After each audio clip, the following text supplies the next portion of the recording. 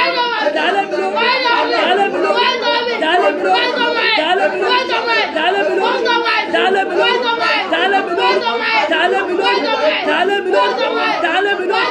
Àánú tí ìran mi ò rí gbà, àánú tí ìran mi ò rí gbà, Olúwa dálé mi lórí, dálé ọmọ mi lórí, dálé ọkọ mi lórí, dálé iṣẹ́ mi, dálé ayé mi, dálé iṣẹ́ ọkọ mi. Jésù Olúwa wa. Amen.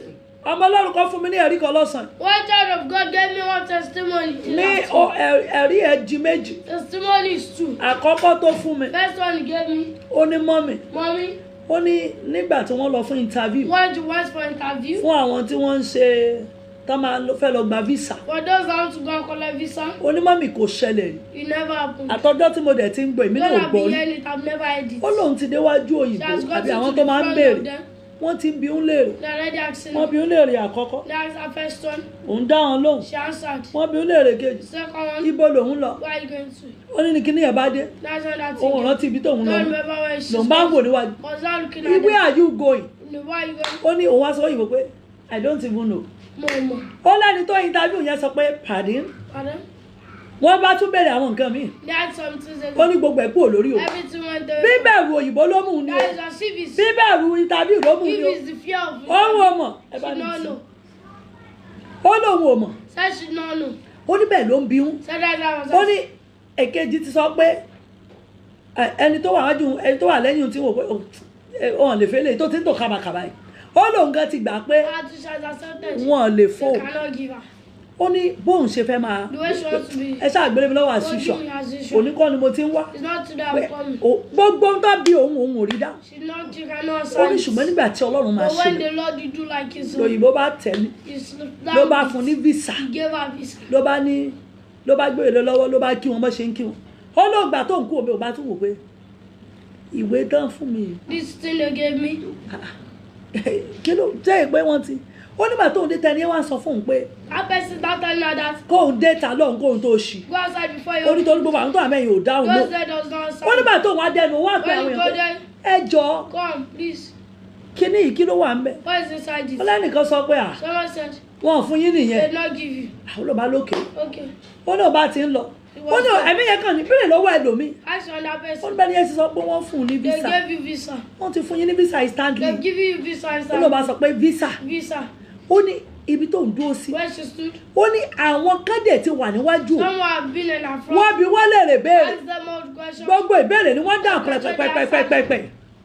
Ọmọ mi nígbà lẹ́yìn orúkọ òun After her name, tóun rántí. that she But remembered. where are you going? Why are you going What do you want to go and do there? to do Ó this? lóun di mùmú. Said she became Òun ò a rántí mọ́. She not Òun ò remember. mọ tó fẹ́ sọ. She not know what she Ó was ní saying. bó ìgbà tó kó ọpọlọ òun lọ As if they took away all her síbẹ̀ wọ́n memories. fún ní visa Still they gave her visa. àánú tí ò kọ́ The mọ̀ ní mercy, that uncommon mercy.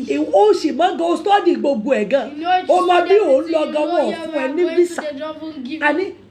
mercy that beyond protocol Àánú tó tayọ. ẹ̀yin abiyamọ ẹgbàá Àánú tó tayọ. All you àánú have to tó tayọ òfin àti ìlànà pray. The mercy that will pass protocols. àánú tí ìlànà àtòfin ò The lè mercy dádúró that the laws and commandments can be. ọmọ mi yẹn lòun tún débì kan Said I should go to some place again. kí ló máa ń pe páàsì kíní kan tó máa ń lò bíi páàsì ó lóun fẹ́ lò ó She wants to use it. níbi iṣẹ́ àwọn And I want to tó bá ti fẹ́ wọ ibi tán ní kò lọ yẹn Where did she òun go? gbọ́dọ̀ lo káàdì She yẹn must do that card. ó ní òun mú dání She took it. òun ò mọ bóun ṣe rìn She don't know how she walked. òun wá túnú briefcase She àbí kí ló máa opened the briefcase. ó láwọn wà òun ò rí She knows òun it. tún gbogbo ẹ̀ òun ò rí òun tún àárín bíbélì òun tún wẹ̀ pé bóyá òun misplace ẹ̀ òun lọ ṣẹ̀ṣẹ̀ mistake ẹ̀ fi sàn ó lóun ò rí She knows it. portable purse òun tó máa ń fi sí A portable box àpò to put òun on. wọnú ẹ̀ òun ò rí She knows it. atm lòun rí Saw it here. ó ló máa ní ha ṣé wọ́n tún tẹ̀lé mi débi Therefore, let me hear ó you. ní tóun ò bá dẹ̀ ti wọ ibẹ̀ I yẹn need to enter there. ó ní promotion ó ní final examination fún promotion It's the tóun fi final máa lọ exam ibi for tí promotion òun that lọ she got to where she's going lòun to. fẹ́ lọ ṣe ń bẹ̀ I want to go ó ní and ṣùgbọ́n òun gbọ́dọ̀ mú páàsì But she yẹn has to that òun pass. gbọ́dọ̀ mú wọ ó ní kíní yẹn bíi kí náà pé tóun máa tì í bọ̀ tí wọ́n fi máa mọ̀ pé òun ọmọ iléeṣẹ́ yẹn lòun ti ń ṣiṣẹ́ kóun tó lè cross ó ní nígbà tóun ó lóun sọ pé ó ti ẹ̀dá interview tóun ó ní gbogbo nǹkan tóun sọ yìí 1 minute òun gbọ́dọ̀ wọlé in the next 2 minutes òun ti jáde padà ó ní because appearance òun ni wọ́n fẹ́ rí kọ́kọ́rọ́ tóun ó sì fi wọlé òun ò rí ó nígbà tóun wá dé ó ní máa kan wá pe òun láti Mama inú now call down. ibẹ̀ yẹn pé nígbà tó ní pé òun ti ń tú nǹkan pé ó wò pé do you check your time because nǹkan tó máa lò lẹ́nu machine kò tó 1 minute ó ní máa yẹ wá sọ fún lọ́kàn pé ṣé òun wo time òun Are you looking at ó it? ní wá sọ pé yes pé ó ní máa yẹn ó ṣe tẹ̀ nǹkan kan ní ọ̀dọ̀ ẹ̀ nìyẹn òun bá wọlé ó nígbà tó ń wọlé ó wá lọ cross wájú pé Try to cross. what happened Okay, what? pé is it network sorry ó ní nínú tòun òun sọ pé kì í kú ṣe network ṣe bóun ti wọlé ibo lòun ó gbà jáde Where should we pass out? ó lòun lọ She went. òun àpíà She appeared. wọ́n fún un ní gbogbo ohun tó yẹ kán Give fún her un everything they are meant to ó give. láṣẹ promotion tó ń fún un But what should they give her? promotion tó máa involve ilé ni Promotion that will revolve in house àti mọ́tò and a car. ẹ wo ibi tí Sátánì lọ dúró See where Satan went to ẹ stand for. àwọn kan wà lé wọn Soldier in the house. wọ́n kàwé lóòótọ́ They read. ṣùgbọ́n tó bá ti dé kórìíta If they ìgòkè get to the stage, wọ́n máa ń jábọ́ they always fall. àjọ wàánú àdúrà yìí When that prayer, tó bá ti kù díẹ̀ kí wọ́n and it's gòkè not small for them to reach, wọ́n á lọlẹ̀ they padà will go down. àní kò béèrè Up separate. àánú tí kì í wo tègún lé Mercy bàbá that does not look at the cause àánú of tí the father. ègún lé ìyá kì í wò Mercy that the cause of the mother does not. àánú tí ègún lé ìyá àti bàbá ò Mercy lágbára that lórí the rẹ̀ father, the cause of the father. ẹ does dá not. lé mi lórí tọmọtọmọ Put it over me. and ó ní nígbà tó ń wọlé I shared that. tó ń fọ orí kìíní They yẹn never had everything. ó ní máa yẹn wá sọ pé And I said, can I have your card "Ṣé mo lè rí?" ó lóun fẹ́ máa bẹ̀rẹ̀ mọ́lẹ̀ àṣẹ ibẹ̀ náà ti máa change káàdì yẹn fóun That's why they'll change láti the card jáde to get out. ó lóun bá sọ pé ah where you like ó ló sọ pé okay when you see it make sure you drop it at the gate wọ́n bá fóun ní mi They gave her a new one. ó ní bẹ́ẹ̀ làyà òun mì bíi pé àti òun fẹ́ shaking. jábọ́ ó ní because security ibi tó máa gbà jáde Where should we pass? ó ní sójà ló wà ń bẹ̀ Sójà wọ́n dẹ̀ street débi On pé the street, ìrìn tó ń gbà wọlé tóun ò fi mú káàdì not a òun ó card. sọ She will say bẹ́ẹ̀ ṣe ṣe how she tóun did tún it. fi jáde And òun ó she sọ never- she will do it. ó ní wọn dẹ̀ gbọ́ ó nígbà tóun lọ òun ṣàtúnṣe sọ pé ọlọ́run pé jésù tó yìn mọ́ jẹ ìṣẹ̀sí ó ní because anybody tó bá ṣe ẹni àwọn bẹ̀ yẹn Anyhow there. kirikiri ni tó bá ti gbé báyìí ẹ̀wọ̀n ni any slight mistake pé because wọ́n á believe pé ó ti ní insider nínú kíní yẹn tó fi ṣe ni Prison. ó lò máa sọ pé ọlọ́run jésù tó yìn God of justice. má jẹ ń jẹ̀yà má jẹ rẹ́wọ̀n yé má jẹ rẹ́wọ̀n yé Don't let me go. ó ní kíní yẹn kàn sọ sí òun That ní last máìdì day that I nílé never that. kó òun wọnú báàgì She check her bag. kó lọ wo bí báyìí Go and check it. òun á rí ń bẹ̀ You see there. ó ló máa ní kóun máa tú nǹkan bí ṣé wọn ní mú ó ní because gbogbo kíní yẹn ni kámẹ́rà wà kò sí nǹkan tóun lè ṣe ń bẹ̀ wọ́n lè rò pé òun fẹ́ àmú wọn ni wọ́n lè rò pé òun fẹ́ mú bọ́ pé because tóun bá ti fẹ́ jáde mẹ́ proof case yẹ o gbọ́dọ̀ gbé má pápá ìwà á máa lọ ibi gate ló gbọ́dọ̀ wò ó gbọ́dọ̀ wo right ó gbọ́dọ̀ wo left because wọ́n máa rò pé òun gbé bọ́ọ̀bù àbí nǹkan kan wá ni lẹ́mí ẹ̀ bá ní kò wọnú báàgì ó ló máa sọ pé ọlọ́run pé Jésù tó yìí mọ́ jẹ rẹ́ mọ̀ yẹn mi ò ní lè wo báàgì mi ṣáàjẹ́ mọ́ ọ lọ ó ní bòye sọ ọlọ́run Jésù tó yìí bolójú ẹ wà ṣe mírèkù ó kù last lift tó fi máa dé ibi tó ti máa jáde ọlọ́run Jésù tó ìṣàánú o má jẹ́ òun ṣẹlẹ́yà ẹ wo nígbà tí mo gbọ́ ẹ̀rí èmi gẹ́ di orí mi mú pé Olúwa àní àánú táwọn èèyàn lè gbàgbọ́ pé mo rí gbà ẹ mọ orú ẹ tó o bá dárúkọ testimony àwọn èèyàn sọ pé o ṣú ọ pé Ọlọ́run ṣe nínú ayé ìṣerú ẹ̀ ń ṣẹlẹ̀ ṣá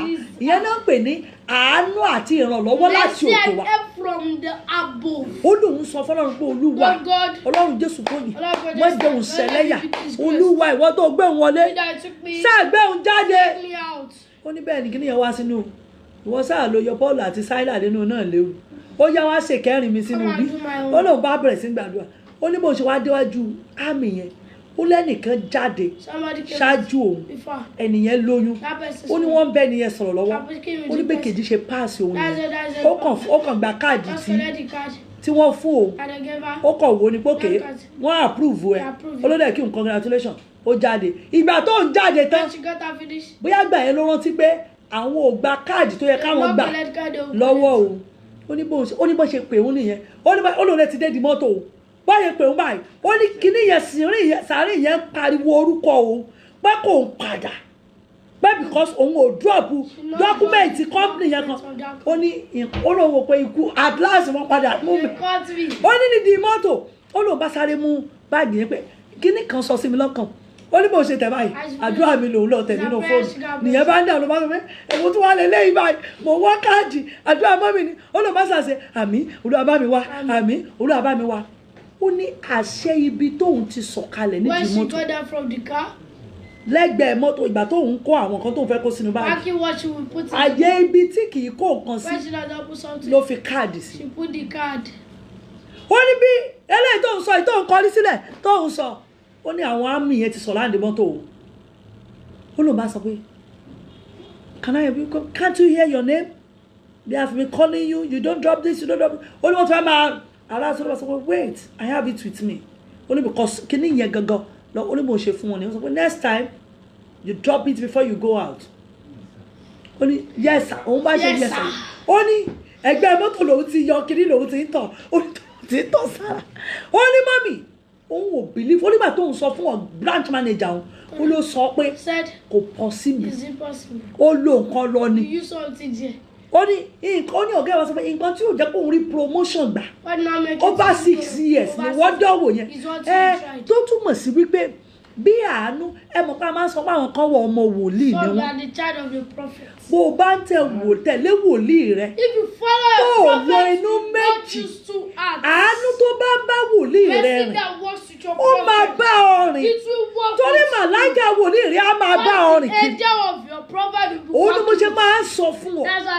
má ṣèyè méjì ibi o bá lọ ni o gbájúmọ́ má ṣe báyìí ó pè mí ó súre fún mi ó ní màámi ayé ti dé mo lẹ́mi gan mọ̀ pé ayé ti dé nígbà máa tún wọṣọ wọn á ní wọn mọ ibi tó ti rówó máa tún ṣe báyìí wọn á ní wọn mọ ibi tó ti rówó nígbà bí wọn bá gbà fáwọn ọmọ mi ṣé wọn ò ní tọ́jú mi láyé wọn bá nítumọ̀ ṣé wọn ò ní tọ́jú mi òun mo ṣe ní kó o bá wádìí mi mọ́ mo ń gbàdúrà fáwọn ènìyàn ayé wọn nítumọ̀ ó di dandan kó tọ́jú mi òun mo ṣe ní mi nídìí láti ṣe 419 tádùá mi bá ti gbà lórí kí mo fẹ́ ṣe 419 fún ìwọ kan gbàgbọ́ nínú màláìkà rẹ gbàgbọ́ nínú wòlíì ẹ finú kan bá rìn kó wọ́n máa béèrè àánú ó mọ̀ pé tó o bá gbàgbọ́ nínú wòlíì rẹ Prophet in that prophet. tó o bá gbàgbọ́ nínú wòlíì rẹ If you have faith in your prophet. tó o fò kiri That you are running áńgẹ́lì tó ń bá rìn the angel was á máa bá ọ rìn ibẹ̀ yẹn kọ́ ni mò ń lọ That's not when gbogbo èèyàn kọ́ ló lè lórí ọ̀fẹ́ tó rí bẹ̀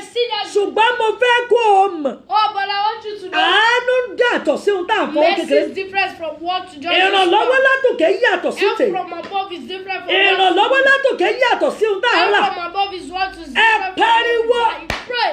bàbá mi ò My Father. lẹ́ẹ̀kẹ́ yìí One more time. ẹ ṣàánú mi. Oh, have mercy over me. Nígbà tí ìyà ń jẹ mí When I was suffering. nígbà tí ìyà ń jẹ mí When I was suffering. mo máa sọ pé lẹ́ẹ̀kan yìí One instant. ṣàánú fún mi Have mercy bá over bàbá mi kan wá fún mi mẹ́sẹ̀jì ń jẹta mo wá sọ pé Olúwa nǹkan tó lóun fẹ́ ṣe What ìṣe you said you ought to do. àní lẹ́ẹ̀kan yìí ṣe This one bàbá yìí wá fi mí ṣe yẹ̀yẹ́ oníwòlí gbogbo wa lè máa sọ pé lẹ́ẹ̀kan yìí ẹ̀ẹ̀kan yìí náà ní lẹ́ẹ̀kan yìí ó gbọ́dọ̀ tún ṣe nǹkan kan ní ayé mi tí rumors àgbà ìgboro nǹkan kan gbọ́dọ̀ ṣẹlẹ̀ láyé mi táwọn èèyàn máa sọ pé ṣò ti gbọ́ ó rí nǹkan tó lọ ń ṣe ó rí ilé tó lọ kọ́ ó ti gbá wọn ó ti fá wọn lórí náà oògùn ló ń lò àwọn tó ń pè lẹ́rìí nìyẹn unbelievable testimony.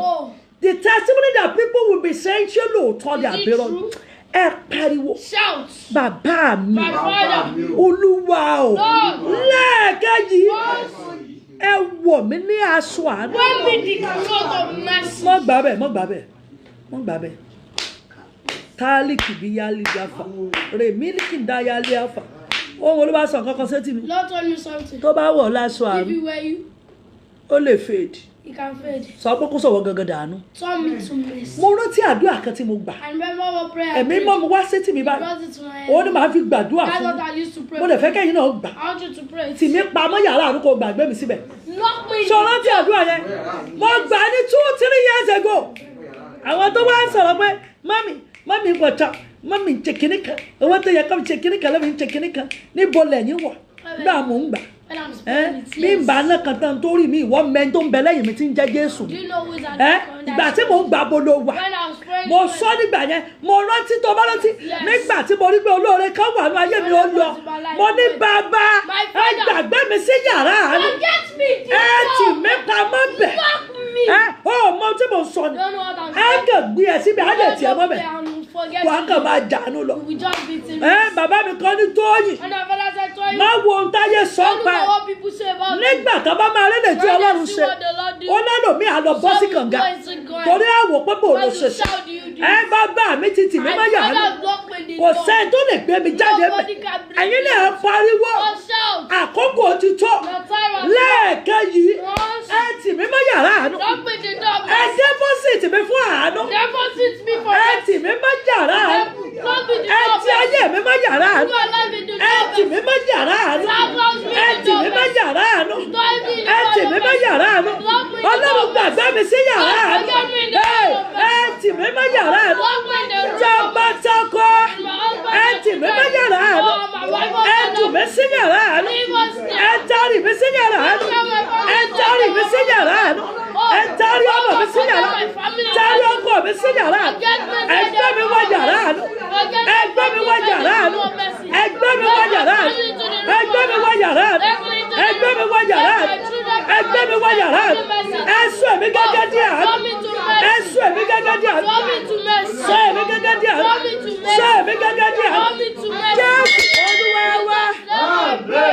Mo ń bẹ́yàn kan sọ̀rọ̀ lọ́sàn yìí ọmọ mi sáré jáde mi àti ẹjọ́ lọ́bì kan nígbà tá a dé bẹ̀ mo lọ gba nǹkan bẹ̀ ibi tí ẹnìkan wá pè mí mo tẹ̀ ti bàbá mi fẹ́ sọ fọ́mọ yẹn ẹni ẹ wá pè mí hello prophetess mo fẹ́ ra aṣọ mo ní ó béèrè gbogbo ẹ̀ mo ní aṣọ ti dìbà tọ̀rẹ́ yín ó ní abẹ́ ẹ̀ ní o ó ní bọ̀tún lágbájá ò tí ì rí tiẹ̀ gbà mo ní wọ́n ti pe nọ́mbẹ̀ mo ní kò lọ mo ní adé ti dí gbogbo ọjà ẹ̀ bọ́n ṣe ń gbé bọ̀ láti tọ́kì ni mo ti ní kọ́ deliver ẹ̀ ó bá yìí wá ń bá mi sọ ó ní prophetess níwájú ọmọ oníbàjẹ́ ó ní mò ń wo àwọn kan tẹ́ tí ń wọ̀ látòyè ọjọ́ sẹ́yìn lẹ́ ń ta mo ní tẹ́ fẹ́ rà ní ẹ má wọrí ẹ̀yin ẹ̀kan sọ́kọ̀lọ̀ tẹ́ fẹ́ ó bá ní ẹjọ́ ẹ bá mi ka ilé ìsìn tẹ́ ti wọ̀ láti bí Sunday 5 sẹ́yìn mo bá ní àmọ́ mi tiẹ̀ lè rántí mo ní ó bá ní mo ní gbogbo ẹ̀ lọ́wọ́ ó bá ń kà fún mi ló bá ń kà fún mi èló ní gbogbo ẹ̀ ó ní ẹ wò mí ìmọ̀ bí tẹ́ ẹ ti ọ̀dà ẹ ọ̀dà tẹ́ mi ẹ̀mí mọ́ ní lọ dáṣọ ro ẹ̀mí mọ́ ní kí n wọ̀ṣọ mo ní mà ó ní kí lẹ wí mà mi ò gbọ́ ni mà ó ní prophetess ẹ lọ ra mẹ́wàá mi mo fẹ́ kẹ́ ẹ wọ̀ bàbá mi ní lọ tú yín ṣe mo ní mọ́mì aṣọ mo láṣọ tó pọ̀ ó ní bàbá mi ní kí n rà fún mo ní yes ma ẹ ṣé ma ó ní mọ́mì kí ló tẹ̀ ń dúpẹ́ ó ní mo rí ohun tí Ọlọ́run I ṣe see what the Lord ó did. ní mọ́mì Mommy, ibi tí mo sùn sí why I slept? ẹ̀mí Ọlọ́run ní pé lọ dá aṣọ ro nígbà bá tún wá wọ̀ wọ́n á ló ti fowó rọṣọ tán wọ́n nígbà pé ṣe náà rà sí No, mi not that they bought it for nígbà me. tó wá yá When you got mo it, wá ń lọ I'm not mo ń going. sọ fúnra mi Telling èmi ni myself. mo ń tọrọ aṣọ wọ̀ I'm the nígbà one begging for clothes on èmi ni mo them. ń bẹ̀bẹ̀ I'm fáṣọ the one nígbà asking for clothes èmi ni then. mo ń tọrọ aṣọ I'm the one begging for èmi clothes ni then. mo ń rà kúbẹ̀ I'm the kiri one kọ̀ọ̀ yàrá collecting èmi ni clothes. màá tètè jí I'm the lọ́jà one that wake up kí n lè rò ní to 50 naira buy the one àní kẹ́ ẹ kárí. Oh yeah. yá kìdáàlì àbọ̀ lẹ́mìíràn kìdíyàlì ẹ pariwo Shout. lẹ́ẹ̀kejì Once more. ẹ fi àánú mi ayé mi Mercy to shake ẹ my fi life. àánú mi ayé mi Mercy to shake ẹ my fi life. àánú mi ayé mi Mercy to shake ẹ my mi life. ayé mi pẹ̀lú àánú Mercy to make ẹ my mi ayé ọmọ mi pẹ̀lú You àánú shake my ẹ children mi like ayé mercy. ọkọ mi pẹ̀lú àánú Shake my life ẹ like mi ayé mi pẹ̀lú àánú Shake my life ẹ like mi ayé mi pẹ̀lú àánú Shake my life ẹ mi ayé ọkọ mi pẹ̀lú àánú ẹ mi ayé ọmọ mi pẹ̀lú àánú ẹ mi ayé mi pẹ̀lú àánú ẹ mi ayé ọkọ mi pẹ̀lú àánú ẹ mi ayé mi pẹ̀lú àánú ẹ mi ayé ọkọ mi pẹ̀lú àánú Olúwa mi ayé mi Olúwa mi ayé mi Olúwa mi ayé mi ayé mi pẹ̀lú àánú ẹ mi ayé mi pẹ̀lú àánú ẹ fi àánú mi ayé mi ẹ fi ìrànlọ́wọ́ yín mi ayé mi ẹ fi àánú mi ayé mi ẹ fi ìrànlọ́wọ́ mi ayé mi Jésù Olúwa wa wọn ní máa jẹ èèyàn má gbàgbé They said I will not be a someone. èmi àti dáàdi wa ń sọ̀rọ̀ My kan daddy lánàá was speaking ó fi one. ṣàwàdà It's a joke. ó lágbèkẹ́ Abike. mo ní sá Sir. ó ní 90 times ló fẹ́ àpíà lórí Facebook 90,000 mo ní bẹ́ẹ̀ ni sà ó ní aṣọ 90 mo ní bẹ́ẹ̀ ni sà ó ní Jésù ń bẹ lẹ́nu iṣẹ́ ó ní àyà aláṣọ ni ẹ́ mo ní àdádì aṣọ 90 bóò ní í ṣe kà How will I come? nígbà tí bàbá mi máa gbèsè My father will bring ọmọ mi kọ́ wà mo ti gbàdúrà fún tipẹ́ Pray for us. ó ń wá ọkọ Looking for husband. Ọlọ́run bá mi ṣàánú ẹ̀ Come into our favor now. mo ní kó má pariwo wẹ́ẹ̀dì Not shout for ó me. lóyún wóye pè mí lọ́sàn-án Very much call me. ni mọ́mì mi Mommy. ìyẹn ni mo sáré lọ sọ́ra gíndẹ̀ sọ́ra tán mo rí mẹ́sẹ̀gì mo bá sáré wò ó màmí Mommy. ẹ sáré gbọ́ ọ́díò mi Yeah, this audio. mo bá sáré gbọ́ bẹ́ẹ̀ ni mo sáré pé mo fẹ́ wá sí orí afẹ́fẹ́ mi tí mo ti ń bá gbọ́ bá sọ fún mi pé màmí o aṣọ mélòó lẹ fẹ́ wọ̀ nínú program yẹn mọ́mí 90 times máa ní mo ní bẹ́ẹ̀ ni mo wá tá ìsẹ̀ pé ìwà àti bàbá ẹ̀ bá mi káyé aṣọ tí mo fẹ́ wọ̀ ó ní ẹ̀mí mo ní ra 30 fún yín nù ẹ̀ Not that I should buy mo bá this. ní Jésù Jesus. mo lásán lè mo ní àyíká ó ní màámi ìnáwó rẹ ni mi ní fi ra aṣọ ó ní màámi aṣọ ni ẹbí mo ní mi ní fi ra aṣọ fún àní ẹ ra mọ́tò tuntun fún mi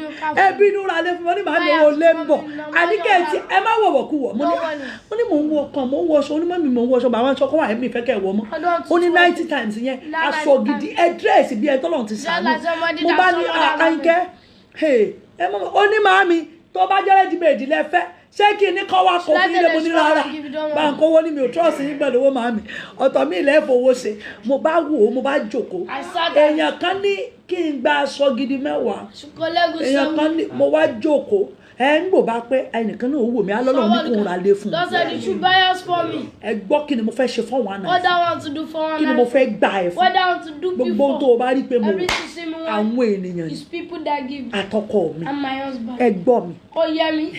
èèyàn kan wá dúró lóun fẹ́ mọ Ọlọ́run tí mo Somebody last time I said wants to ẹ rí pé tani ẹ bá kọjá yẹ yóò kàn dín nínú rẹ torí mi ìdákẹ́ mi ò sùn Because I not stop mi my ò hó nose. I not do mo stop. mọ̀ pé ẹni tí mò ń pè lọ́sàn-án lóru kò sùn gbá ìṣẹ̀dá rẹ mu Yo, John. ẹ pariwo Shout. ìṣẹ̀dá mi gbà á nù My head full of mess. ìṣẹ̀dá mi gbà á nù Ọlọ́run ìṣẹ̀dá mi gbà á nù Ọlọ́run ìṣẹ̀dá mi gbà á nù Ọlọ́run ìṣẹ̀dá mi gbà á nù Ọlọ́run ìṣẹ̀dá mi gbà á nù Ọlọ́run ìṣẹ̀dá mi gbà á nù Ọlọ́run ìṣẹ̀dá mi gbà á nù Ọlọ́run ìṣẹ̀dá mi gbà á nù Ọlọ́run ìṣẹ̀dá mi gbà á nù Ọlọ́run ìṣẹ̀dá mi gbà á nù Ọlọ́run ìṣẹ̀dá ọmọ mi gbà á nù Ọlọ́run ìṣẹ̀dá ọkọ mi gbà á nù Ọlọ́run ìṣẹ̀dá mi gbà á nù Ọlọ́run ó yẹ pariwo sẹ́dẹ̀ tó ẹ̀ ọjọ́ Jésù ìṣẹ̀dá mi ò gbà á nù Ọlọ́run gbà á nù Ọlọ́run ìṣẹ̀dá mi gbà á nù Ọlọ́run ìṣẹ̀dá mi gbà á nù Ọlọ́run ìṣẹ̀dá mi gbà á nù Ọlọ́run gbà á nù Ọlọ́run gbà á nù Ọlọ́run gbà á nù Ọlọ́run gbà á nù Ọlọ́run gbà á nù Ọlọ́run gbà á nù Ọlọ́run gbà á nù Ọlọ́run gbà á nù Ọlọ́run gbà á nù Ọlọ́run gbà á nù Ọlọ́run gbà á nù Ọlọ́run gbà á nù Ọlọ́run gbà á nù Ọlọ́run gbà á nù Ọlọ́run ìṣẹ̀dá mi gbà á nù Ọlọ́run ìṣẹ̀dá ọmọ mi gbà á nù Ọlọ́run ìṣẹ̀dá mi ò gbàánú ọlọ́run ìṣẹ̀dá ọkọ mi gbàánú ọlọ́run ìṣẹ̀dá ọmọ mi gbàánú ọlọ́run ayé mi ò gbàánú ọlọ́run ayé mi ò pàdé àánú ọlọ́run ayé mi ò pàdé àánú ọlọ́run ayé ọmọ mi ò pàdé àánú ọlọ́run ayé mi ò gbàánú ọlọ́run ayé mi ò lórí àánú gbà ayé mi ò lórí àánú gbà ayé mi ò lórí àánú gbà. Jésù Olúwa wa ọmọ kan fún mi ní ẹ̀rí ní ọ̀sán jẹ́ sáré kà fún ọ. Rábà yálìkì dálí àfà límà sàndá yálìkì lè yí mi kì mí dá yáfì Ọlọ́run má jẹ̀mú ìwọ tó o bá rí àmì ṣe àánú tí ìrànrí ò rí gbà lẹ́yìn àdúrà òní ajẹ́rajẹ́ kó fi ṣèkẹ́ rẹ̀ ó dábìlò mo ní àánú tí ìrànrí ò rí gbà àánú tí wọ́n jẹ́ kí ìrànrí rí gbà ilẹ̀kùn àánú tàtì mọ́rọ̀ rẹ̀ láti òní lọ ní orúkọ Jésù Ọlọ́run ìgbẹ̀mí ṣe fún ọ. Wọ́n gbọ́ tẹsímọ́nì yìí ó lè ká àsánmà ẹ kú sí Olúwa àdúrà yín ó gbà mo láyọ̀ láti dúpẹ́ lọ́wọ́ Ọlọ́run fún ohun tí Ọlọ́run ṣe fún mi lẹ́yìn tá a gbàdúrà tán ní ọ̀sán yìí Ọlọ́run yà mí lẹ́nu torí òkè ọ̀sán làwọn wà ń bẹ̀ yẹn Ọlọ́run yà mí lẹ́nu ẹni ká béèrè fún ìrànlọ́wọ́ àánú àti ìrànlọ́wọ́ ojú ọjọ́ ó ní wọ́n ti kọ́ fún mi màmá onílé wa ti kọ́ fún mi pé òun fún mi ní oṣù kan láti kó jáde nílé òun láti ìgbà tí pandemic dẹ̀ ti bẹ̀rẹ̀ mi ò ní orí ọ̀fẹ́ láti ṣiṣẹ́ ṣùgbọ́n mo gbàgbọ́ wípé kò sóhun tí Ọlọ́run lè ṣe lẹ́yìn tẹ́ ní kí a gbàdúrà ní ọ̀sán nígbà tá a parí mo sùn nígbà tó ṣe díẹ̀ mo pe ọkọ mi kí ó fi owó ìlú ránṣẹ́ ó wá bi mí léèrè wípé èló ni wọ́n ní kí olúkúlùkù ènìyàn san mo wá sọ fún wípé wọn kò bu owó fún wa ṣùgbọ́n kó san oye tó ní mọ́mì ní ìyàlẹ́nu Ọlọ́run níbi tí àwa méjèèjì ti ń sùn òpẹ́ rẹ̀ ni mo rí mẹ́sẹ̀jì láti ọ̀dọ̀ àbúrò ọkọ mi ó lóun ti ń pè ṣùgbọ́n ọkọ mi ò gbé kọ̀ mo wá sọ fún ọkọ mi láti pè é. After we called him, okay, he asked my husband to come out of the house. When we get there, okay, wọ́n lo pidgin àti Yorùbá. Nígbà táwọn dé, wọ́n ní nígbà táwọn dé ta, wọ́n ní àbúrò ọkọ mi, ó wá pe ọkọ mi, ó fún ọkọ mi ní kọ́kọ́rọ́. He gave my husband key. My husband asked him, "Why did you give me key?" And he said to my husband, "Hold it, I am coming." And he said, "You are following me in the next 30 minutes to somewhere." And I told him that, "Where are we going?" Immediately he said I should find something. Make I find something, give am shop. Make I find something, give am shop. After he come shop, he come tell me say, ẹ wo gbogbo ẹ̀yin tẹ́ bá ti máa ń kọ òyìnbó kọ pidgin ẹ kọ́ lọ́nà tí mo lè gbà tí yín yóò dà tí ẹ ti mọ̀ pé ìgbòyìnbó eyín mi ò dàbí ti gbogbo ayé. Ó ní after he come eat finish, he come tell me say make we dey pack our things small small, say on Friday we go comot for our house. I come tell am say why. He say he don get place for me and my husband. Mommy, a rò pé eré ló ń ṣe ṣùgbọ́n a mọ̀ wípé kì í ṣeré. Ó gba kọ́kọ́rọ́ ó fún wa, ó dẹ̀ sọ fún wa wípé tí ó bá ti di Friday kí a sọ fóun wọn á wá bá wa kó ẹrù láti lọ síbi tí ó ti ṣètò fún wa. Mọ́mì, a ò bá sọ ohunkóhun. Ó fún ọkọ mi ní mọ́tò, ó sì tún pèsè ilé fún wa. Ẹ bá mi dúpẹ́ lọ́wọ́ Ọlọ́run. Ó wá ní àánú òsì mọ́. Ẹ gbọ́, olóàánú òsì mọ́. Ṣáàánú wà bá àánú òsì. Ẹ pariwo Olúwa fàánú rántí mi. Ìwọ náà sọ pé Olúwa fàánú rántí mi. Níbi tí mi ò lérò. Olúwa fi àánú rántí mi. Jẹ́ nkẹ́ yọkan yìí sí. Mọ́mì yẹn rèé, ó ní ẹ káàsán mọ́mì. mo láyọ̀ láti jẹ́rìí sí agbára Ọlọ́run pẹ̀lú yín. Kò ní pẹ́ kú, kò tiẹ̀ ní pẹ́ kú. Mo láyọ̀ láti jẹ́rìí sí agbára Ọlọ́run pẹ̀lú yín. Ohun tí Ọlọ́run ṣe nínú ayé mi ó jọ mí lójú nítorí wípé mi ò lálàá wípé Ọlọ́run lè ṣe báyìí yọ sí mi. Ìyá tí ó nílé mi ó ti fún mi ní orí ọ̀fẹ́ láti kó jáde torí wípé a ò rí owó ilé san. Ṣùgbọ́n lọ́sàn-án yìí mọ́mì ọmọ mi àgbà dé, ó dẹ̀ bi mí léèrè wípé mọ́mì àdúgbò ibo wo ló wù yín láti gbé nínú Mushin tàbí Ìlúpéjú. Mo dá lóhùn wípé Ìlúpéjú ni mo fẹ́ gbé torí èmi náà ti pẹ́ ní Mushin. Ṣùgbọ́n mọ́mì sí ìyàlẹ́nu Ọlọ́run ọmọ mi sọ fún mi wípé mọ́tò wà níta kí a bẹ̀rẹ̀ sí ní kó ẹrù. Mo wá sọ fún wípé lọ ibo. Ó wí fún mi wípé mo kàn béèrè lọ́wọ́ yín ni, mo ti gba 2 bedroom flat fún yín ní Ìlúpéjú. Mo wá bí léèrè wípé níbo ló ti rówó. Ó sọ fún mi wípé òun ta bàbá Ìjẹ̀bú, òun ò mọ ohun tó sì òun débẹ̀ o, ṣùgbọ́n ẹ̀mí yẹn ní kó òun lọ ta bàbá Ìjẹ̀bú nígbà tí a parí àdúrà ní ọjọ́ Wednesday. Eré ni mo pè, àwàdà ni. Ó ní wọ́n fún òun lówó.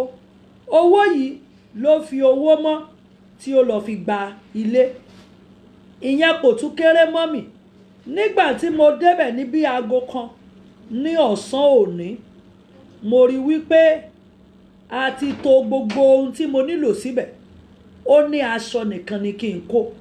Ẹ bá mi dúpẹ́ lọ́wọ́ Ọlọ́run. Àwọn kọ́pẹ́ tán ti ta bàbá Ìjẹ̀bú wọn rí nǹkan kan. Ṣé wọ́n máa ń sanwó ní wọ́n máa ń sanwó báyẹn ni? Owó wà téèyàn bá jẹ Jésù. Màmá yẹn ìdí tí ó fi ní ká bá òun dúpẹ́ gangan rẹ̀. Wọ́n jẹ owó ọdún 3. She owed 3 years money.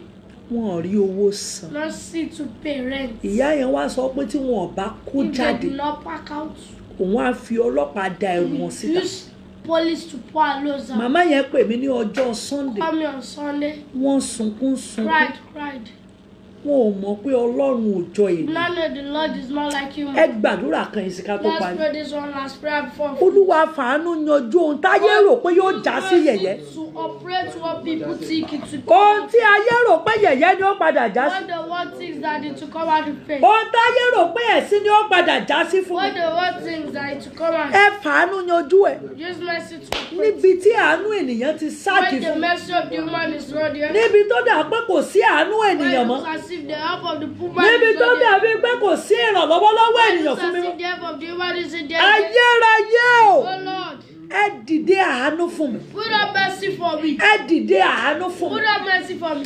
Ẹ dìde àánú fún mi. Put up mercy for me. Ẹ dìde àánú fún mi. Put up mercy for me. Come on, open it on another phone. Olúwa dìde àánú fún mi. God, put up mercy for me. Níbi tí wọ́n rò pé yóò já sí When ẹ. they think it to come out in vain. Níbi tá ti rò pé yóò já sí When they ìbànújẹ́. say that to come out in sorrow. Níbi tá ti rò pé yóò já sí yẹ̀yẹ́. When that to come out in Ẹ fàánú yanjú ọ̀rọ̀ mi. mercy to end my life. Káyé tó yẹ̀yẹ́ mi. When the world went free. Káyé tó yẹ̀yẹ́ ọmọ mi. When the world break my children. Káyé tó fi mí ṣẹlẹ́yà. When the world break Káyé tó fi ọmọ mi ṣẹlẹ́yà.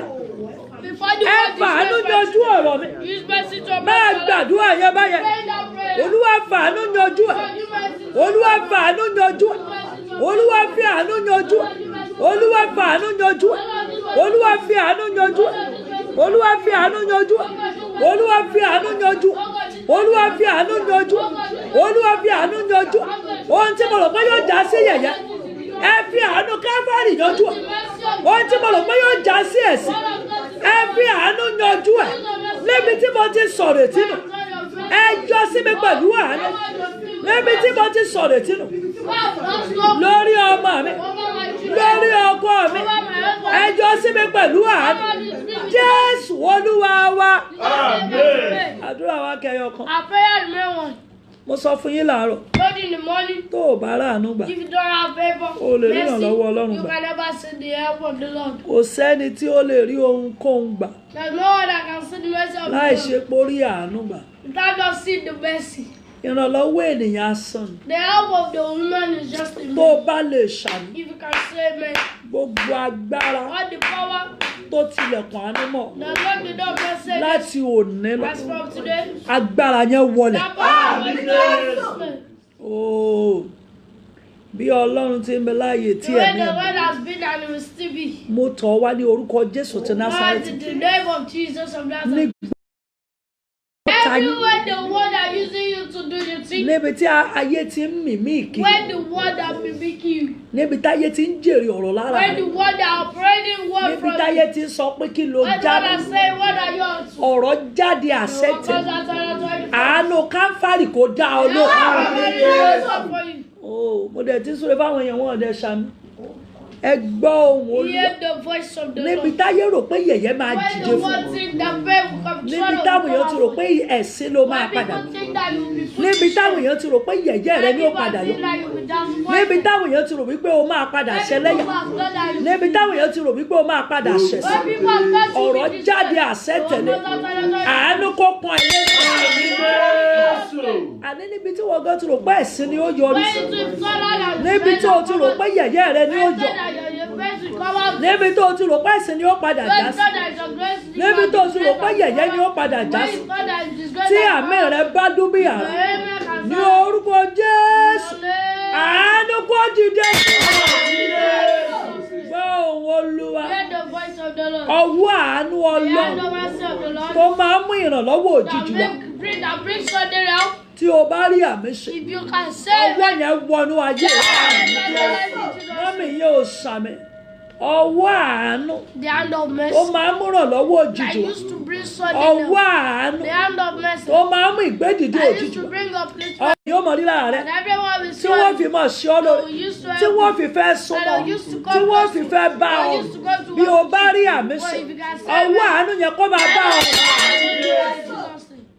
àní ọwọ́ àánú yẹn kó bá ọmọ rẹ ọwọ́ àánú yẹn kó bá ọ. Ohun tí Olúwa ní í ṣe nípa agbó What ni the mo Lord ṣe said I yìí. should do with the bells, what I'm doing. Mo ti lò ju wákàtí kan lọ mo ti fi ìṣẹ́jú 5 ju wákàtí kan lọ mo sì ti parí nìyẹn. Ohun Olúwa ní kí n bomi sínú àgbo kí n mú kí n dẹ̀ fi súre fún yín. I choose it to Tí prophesy. àwọn ọmọ kékeré ni mo kọ́kọ́ fẹ́ mu The children, gbogbo àwọn ọmọ all you pátápátá children, Kàlání. Gbogbo àwọn ọmọ all pátápátá you children, àti tèmi o my own, àti tiẹ̀ o your own, àtèyí tó olóyún the ẹ̀ one that you have àtèyí pregnant tó o for, ti bí the one that you've given àtèyí birth tó o to, ti the bí one that you mo haven't given ká birth láṣẹ lórúkọ Man, Jésù in the name of bí mo ti ń mọ mi yìí As I'm drinking this ní yàrá àwọn ènìyàn gidi of the good ó people, yẹ kí wọ́n rántí wọ́n.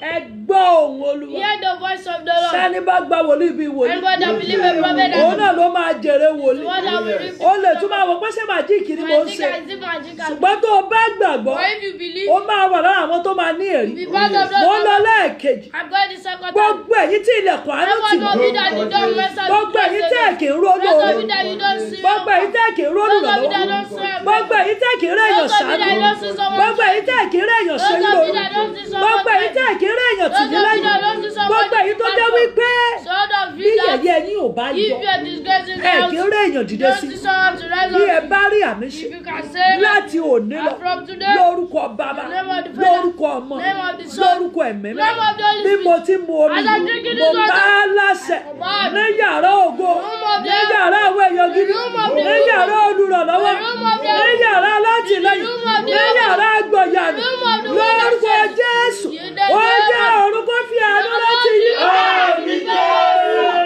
Amen.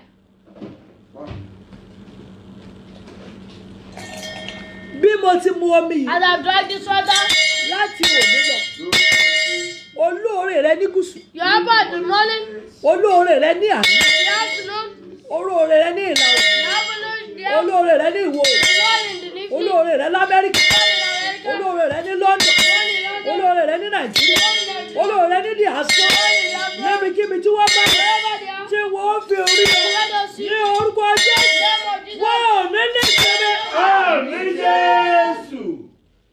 àṣẹ ọ̀run Your champion, the Lord comes, kò yí padà he does not change. wàá yin He Ọlọ́run shall prosper, Jésù Olúwa wa. Jesus I pray. Àmín lórúkọ Jésù. Sọ wípé lábẹ́ àkóso bó ti wù kó. Circumstances I see. Sọ pé èmi ti rí àánú. I have seen mercy. Sọ pé lábẹ́ àkóso bó ti wù kó. Circumstances. Sọ pé mo rí àánú. I see mercy. Ó yá kọ orin yìí ká tó parí.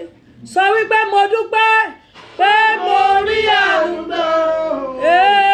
Mo dúpẹ́ pé mo rí àánú gbà. Torí kì í ṣe gbogbo ènìyàn ló rí àánú gbà. Mo dúpẹ́. Mo dúpẹ́ pé mo rí àánú gbà. Mo dúpẹ́ pé mo rí àánú gbà.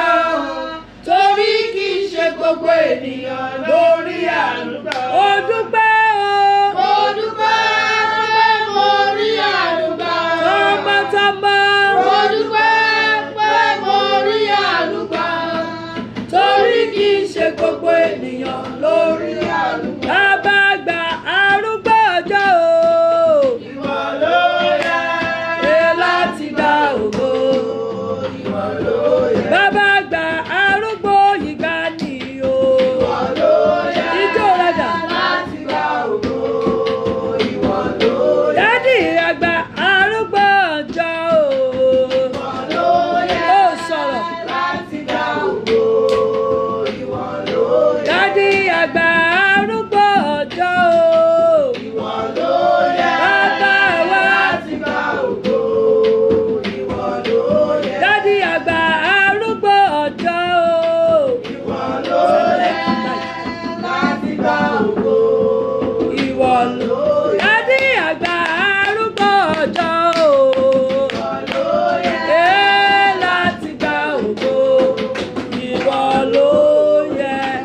Gbogbo ẹ̀yin tẹ́ ẹ parapọ̀ gbàdúrà Everyone pẹ̀lú that join together to pray with me. both on Facebook and Instagram. Facebook and Instagram. Ayé yóò ní wà bákan náà.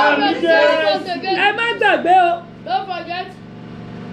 Gbogbo ẹ̀yin ọkùnrin, How you know? gbogbo àwa màmá, All of them. gbogbo àwa All bàbá. our mothers and Mo fathers. ti rí owó ìlú I've seen the body of àti the drum ṣẹ̀kẹ̀rẹ̀ tá a send and the second will say. nípa orí ọ̀fẹ́ Ọlọ́run. Through the grace of the À á Lord. lọ rà á ní Monday. Go buy it on Wọ́n Monday. ní wọn lè sí bẹ̀ When lónìí. they can be there today. But by God grace, But the ní power ọjọ́ Monday, a máa lọ rà á. We'll go on Monday to buy it. A máa ṣe bí Ọlọ́run tún ní ká God ṣe. did the way the Lord has Àwọn said. èèyàn wá ń bi mí léèrè People are now asking pé me, ọjọ́ wo ni ìṣọ́òru? which day is the vigil? Second Friday. Second Friday. Kí ni date first Friday of next month? Friday kejì sí bíbá yìí kí ló máa jẹ́? On the night àbí? Mo fẹ́ mọ̀ kí n lè sọ fún gbogbo èèyàn ọjọ́ yẹn ni ìṣòro yẹn máa jẹ́. First Friday, third, second Friday, 10th. Okay, on the 10th of July, on the 10th of July la máa ṣe ìṣòro yẹn. That's when we do that vigil. 10th of July la máa ṣe 10th ìṣòro yẹn. of July, that's when we are doing the vigil. On the 10th of July la máa ṣe ìṣòro yẹn. Friday kejì Friday, nínú oṣù second July Friday of July. òun la máa ṣe ìṣòro àwọn That's òkú. when we will do the vigil. Gbogbo àwa tá a bá ọmọ wa dúró All of us that tá a bá bọ̀dá wa dúró tá a bá búrò wa dúró gbogbo yín ni kẹ́ ẹ darapọ̀ mọ́ wa should mix with us láti ṣe to do it. ẹjọ́ ẹjẹ́ àmú omi yẹn Let's drink that water. ẹjẹ́ àmú omi yẹn báyẹn Let's drink that water. ẹ̀yin tẹ́ ẹ fi ṣúgà kékeré sí omi yín ẹ múnú ẹ̀ kẹ́ ẹ dẹ̀ fi yókù wẹ̀ kẹ́ ẹ tó wá Drink it program and láago keep it mẹ́sàn-án ready. Those that have sugar in ẹ it. mú bẹ̀ kẹ́ ẹ fi yókù wẹ̀ kẹ́ ẹ tó wá sí program láago mẹ́sàn-án lálẹ́. Drink it and use the rest Ẹ má of the gbàgbé water. alẹ́ yìí gangan ni Paul and Silas night alẹ́ yìí ló bẹ̀rẹ̀ o alẹ́ yìí ni Paul and Silas night a máa fi 30 minutes yìn Ọlọ́run a dẹ̀ fi 30 minutes wọnú àdúrà nínú 30 minutes yẹn mo mọ̀ pé ayé rẹ máa nítumọ̀ one hour yẹn is going to be fantastic aago mẹ́sàn-án ní ká jẹ́ kí gbogbo wa ti wà lórí afẹ́fẹ́ à á ṣe di aago mẹ́wàá mo sì gbàgbọ́ pé Ọlọ́run yóò ṣàánú wa ó lè bá mi sọ̀rọ̀ lórí aago yìí tó o bá wà ní Nàìjíríà 090 600 76 823 tó o bá wà ní abroad o lè lo nọ́mbà yìí +234 90 36 00 8273. gbogbo èyí tẹ́ share program àtẹ̀yìn tẹ́ lórí ọ̀fẹ́ àti share, gbogbo èyí tẹ́ ń tọ́jú mi, gbogbo èyí tẹ́ ń subscribe, gbogbo èyí tẹ́ ń faṣọ bò mí láṣìírí, gbogbo èyí tẹ́ ń tọ́jú mi tọmọtọmọ, àtẹ̀yìn tó wù láti ṣe ṣùgbọ́n tẹ́ ẹ̀ lágbára, Ọlọ́run kó fi àyè gbà yín, ẹ ò ní lọ́lẹ̀ o, ẹ ó sì débi gíga. Jésù Olúwa wa. Àwọn èèyàn ti ń bi mí léèrè nípa drum àti ṣẹ̀kẹ̀rẹ̀, ọkùnrin lolúwa ní kó ṣe o, tí o bá lórí ọ̀fẹ́ o lè ṣe. Àwọn tí ò lórí ọ̀fẹ́ wọ́n ti sẹ́ẹ̀dì orúkọ wọn sí mi, mo dẹ̀ ti bá wọn kọ́, mo ti involve ẹ̀, mo ti sọ fún tó o bá lówó jẹ́ kí n mọ̀, I will support you, I will drop money on your children's name and we will add it. Mo dẹ̀ gbàgbọ́ pé gbogbo ilẹ̀ máa ní ẹ̀. Ẹ jẹ́ kí n lọ sí mi, kẹ́nikẹ́ni má pè mí o, ẹ chat mi ní o, pàdé mi láago 9 lórúkọ Jésù. Ojú òní tí èmi àti wọn. God bless you, love you all. Orí ọ̀fẹ́ lápapọ̀. Ìfẹ́ náà sí Ọlọ́run àti àpẹẹrẹ mímọ́ yóò sọ̀kalẹ̀ yóò bá wa gbé láti sí lọ àti ti láéláé. Àmín, àmín, àmín lórúkọ Jésù. Hallelujah mẹ́ta bí ẹni tó ti rí àánú gbà. Hallelujah, hallelujah, hallelujah. Ẹ kí hallelujah yẹn sápò yín. Hallelujah mẹ́ta bí ẹni tí àánú ti sọ̀rọ̀ fún, bí ẹni tó ti ń jẹ àánú lọ́wọ́lọ́wọ́, bí ẹni tó ti ń mu àánú lọ́wọ́lọ́wọ́, bí ẹni tí Ọlọ́run ti wọ̀ yàrá àánú. 1 2 3 go. Hallelujah, hallelujah.